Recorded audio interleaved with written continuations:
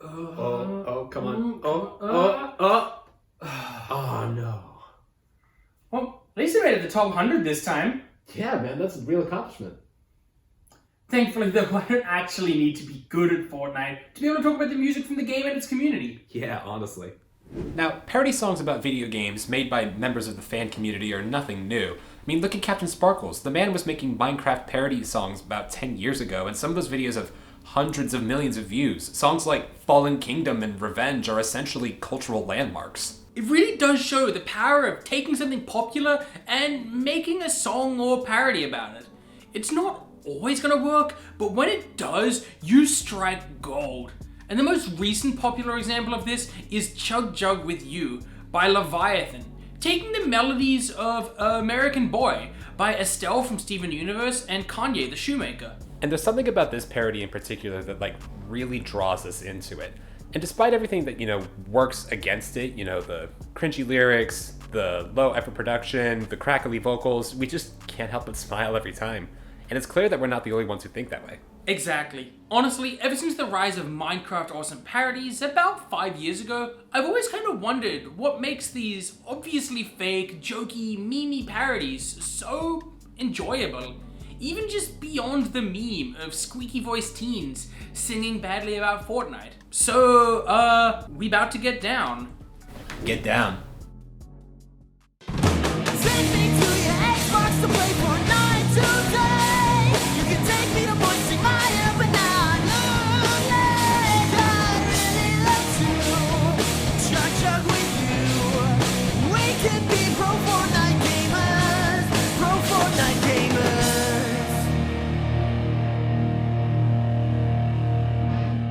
There are a lot of factors that go into what makes a song enjoyable. Part of that comes down to the compositional quality, the intensity of the lyrics, and everything else that's associated with songwriting. But another part of it just comes down to the performer's intentions, their passion, their drive, their emotion they express, and a lot of other things that happen in performance. Absolutely. That's why a lot of composers will tend to put the effort into finding at least one instrumentalist for their songs. Even if a full orchestra is a bit out of the budget, even one instrumentalist is going to be massively transformative to the quality of the songs. For example, I honestly doubt that the soundtrack of Hollow Knight would have been so easily able to capture the mood of Hollow Nest without the solo viola of Timothy Cheel. Composer Christopher Larkin didn't employ any other live instruments into the soundtrack, so the decision to pair a live viola with a MIDI backing track was not only beautiful, but it was strongly intentional, and it really added to the full emotional weight of the soundtrack as a whole. And while that's cool and all, what does that have to do with Fortnite? To answer my own question, honestly quite a lot. Absolutely.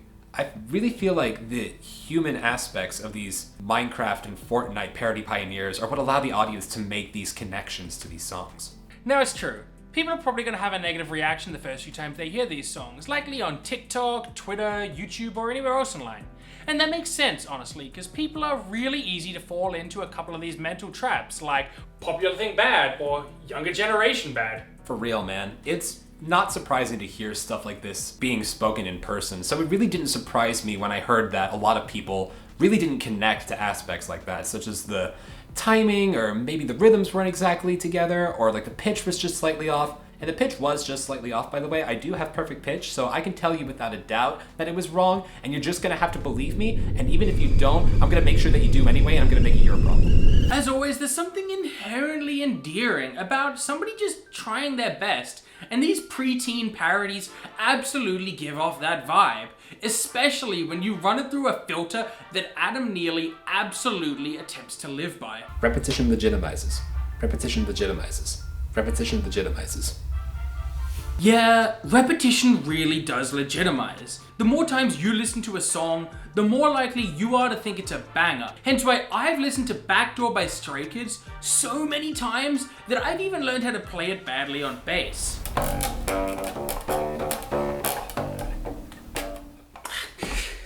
I wish I was good at bass. Like, honestly, he really has. I haven't been able to escape Felix's beautiful voice in literal months, and I desperately need help.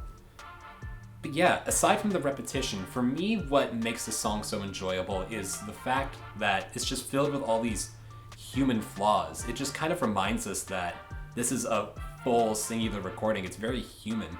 Like, the part where he sings, "I'm a cool pro Fortnite gamer," and just kind of like loses his confidence towards the end, and you can like hear that fade out. And even towards the end where he's trying to hit those higher notes and those harmonies, but you can tell his voice starts to crack.